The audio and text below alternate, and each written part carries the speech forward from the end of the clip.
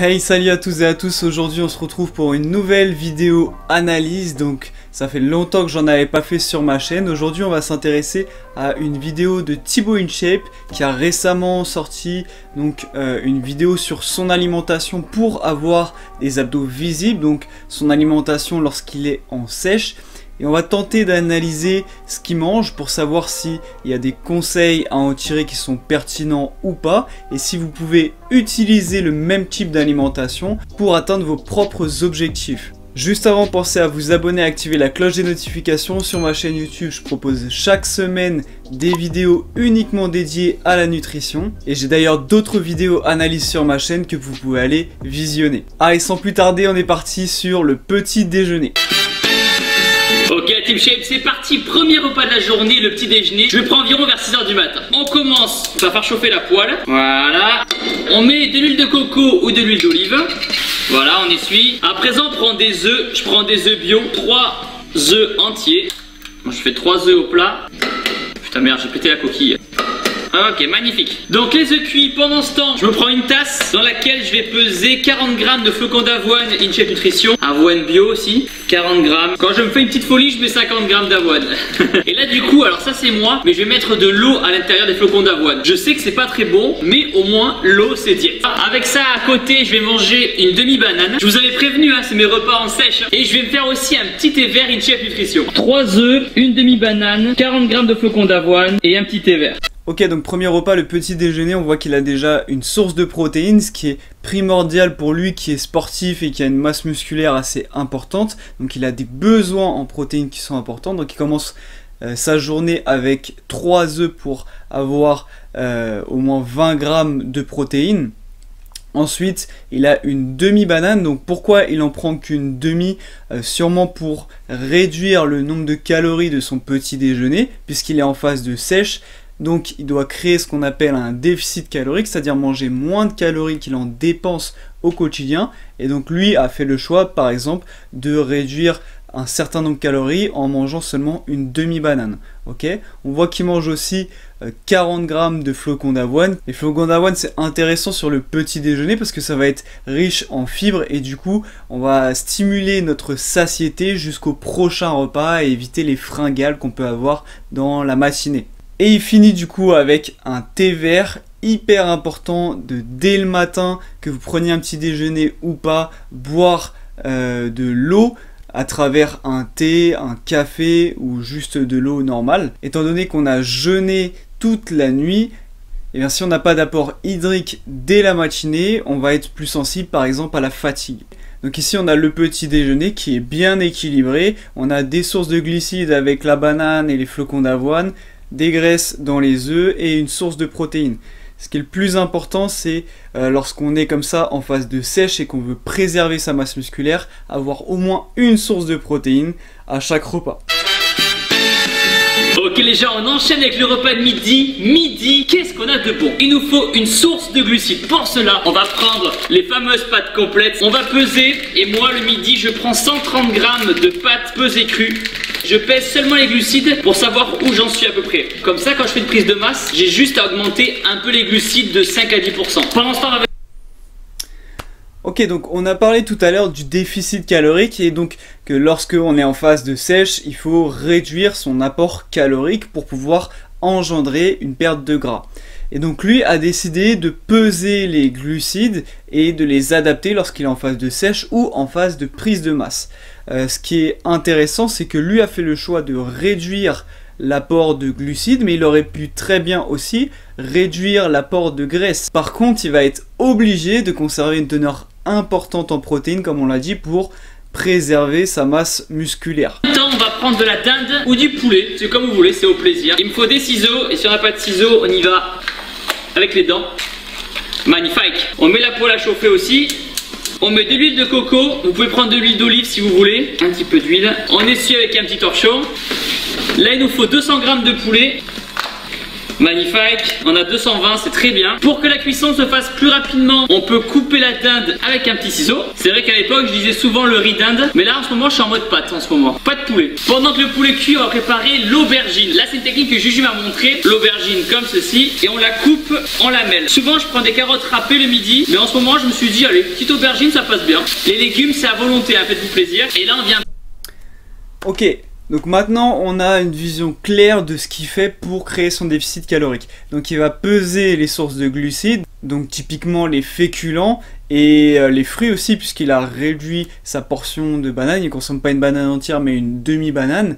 Et il va aussi peser donc ses sources de protéines, là notamment ici le poulet. De cette manière, il va pouvoir être sûr de conserver un déficit calorique et d'engendrer une perte de gras. Alors il ne le dit pas explicitement dans la vidéo, parce que peut-être il n'a pas réellement calculé son déficit, mais il va le créer de manière indirecte, puisque en phase de prise de masse, il va consommer des quantités un peu plus grandes, et là en phase de sèche, il va réduire ses quantités. Et pour le coup, il dit que les légumes, c'est à volonté. Effectivement, pour les légumes, il y a beaucoup moins besoin d'être dans la précision, étant donné que c'est une catégorie d'aliments qui est très faible en calories, et que vous en mangiez 100 ou 200 grammes, ça va faire une différence qui est très peu significative. Je ne les fais pas trop cuire les pâtes pour éviter qu'il y ait trop d'amidon qui se colle et augmenter l'indice glycémique des pâtes. Si elles sont al dente, c'est encore mieux. On met les pâtes dans... Alors ici, il nous parle de l'index glycémique des pâtes. Réellement, il ne faut pas trop se prendre la tête avec ça, étant donné que dans son plat, qui est bien équilibré, on va retrouver aussi des sources de fibres, des sources de protéines et un petit peu de graisse qui vont réduire cet index glycémique là.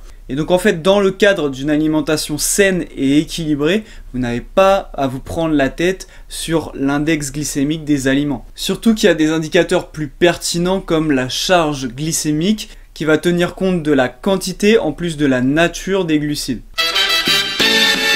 Donc c'est parti la team shape, c'est l'heure du goûter. Donc au goûter, qu'est-ce que je prends? Soit j'alterne avec une demi-banane, un shaker de protéines et une poignée d'oléagineux, comme par exemple des amandes ou des noix de cajou. Ou alors j'alterne aussi avec des Lindalskvarg. Donc désolé pour la prononciation, je suis pas suédois, je suis toulousain. C'est des yaourts, donc là j'ai pris framboise, vanille, mes préférés, et saveur pêche passion. Dans chaque yaourt vous avez 15 grammes de protéines, 0% matière grasse, c'est très faible en sucre et c'est riche en protéines. Et comme vous savez, les protéines, pour maintenir une masse musculaire et devenir énorme et sec, c'est la base de la base. Chaque yaourt fait 150 grammes. C'est parti pour la partie dégustation. Donc c'est parti, on ouvre. Avec un yaourt comme ça, vous allez vraiment être calé. Ça se présente comme cela. C'est beaucoup plus consistant qu'un yaourt classique parce que c'est riche en protéines. À la vôtre. C'est toujours une tuerie. Franchement, ça me rappelle, à chaque fois que je les mange, ça me rappelle les petits Suisses qu'on mangeait à l'époque. Vous savez, les petits Suisses, ça a le même goût, Sauf que là, c'est faible en sucre, donc c'est encore mieux. Donc là, pour la collation, en vrai, les gens on dit souvent que c'est important d'avoir 30 grammes de protéines toutes les 3 heures. Donc en soi, j'aurais presque le droit d'en manger 2. Allez, on verra ça. Déjà, on finit celui-là et après, on passe au repas du soir. Ok, donc il y a plusieurs choses intéressantes sur sa collation. Donc déjà, il dit qu'il a deux types de collation. Une première où il a une petite poignée d'oléagineux, 30 grammes de whey et une demi-banane. Donc qui est une collation intéressante puisqu'on a une source de protéines avec la whey, un fruit avec la demi-banane et puis des oléagineux qui vont apporter des graisses, des fibres, etc. Et d'un autre côté, un yaourt ici enrichi en protéines.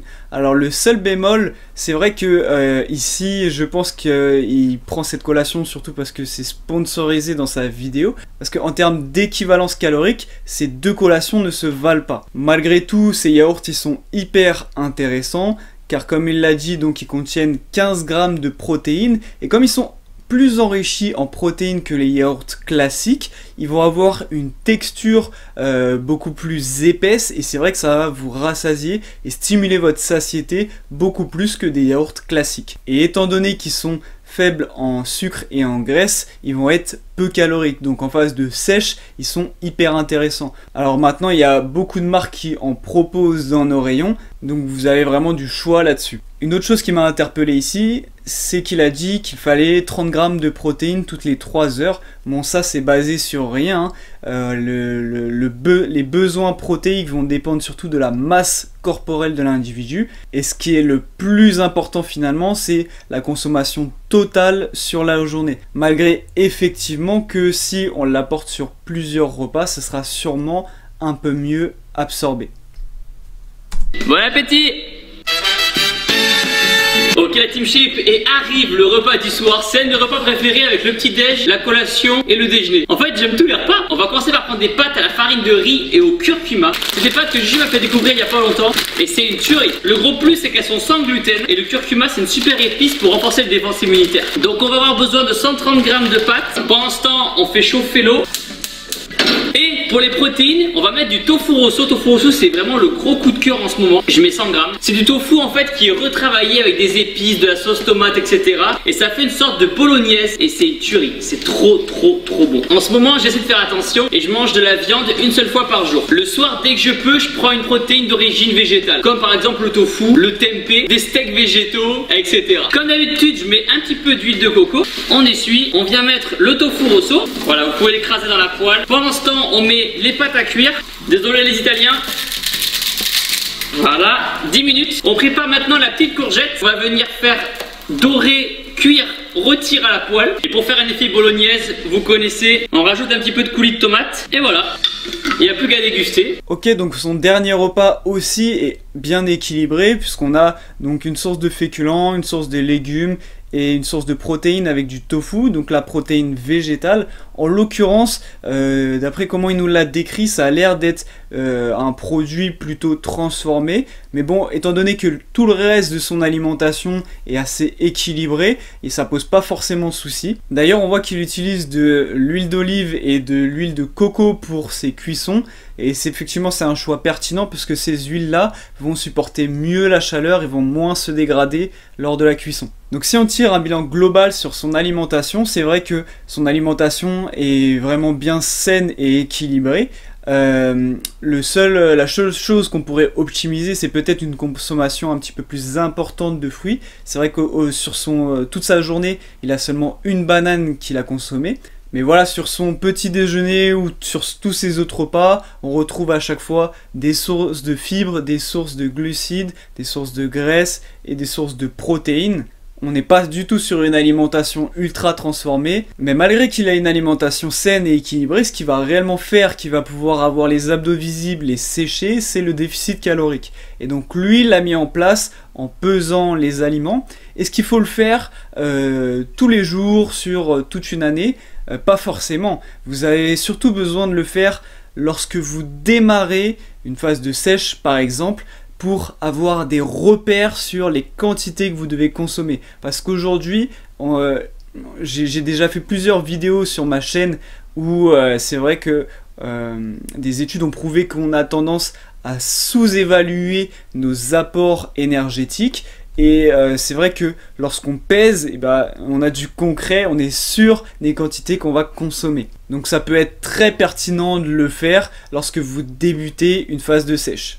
Et à retenir aussi dans cette vidéo, et ce qui est bien mis en place par Thibaut, c'est d'avoir à chaque fois sur chaque repas une ou plusieurs sources de protéines pour avoir une teneur importante et préserver sa masse musculaire. Alors vous n'avez pas forcément besoin d'aller jusqu'à 2 grammes de protéines par kilo poids de corps comme ça peut être le cas lorsque vous faites des prises de masse, mais ici lorsqu'on veut simplement la préserver, vous pouvez tourner autour de 1,6 g par kilo de poids de corps.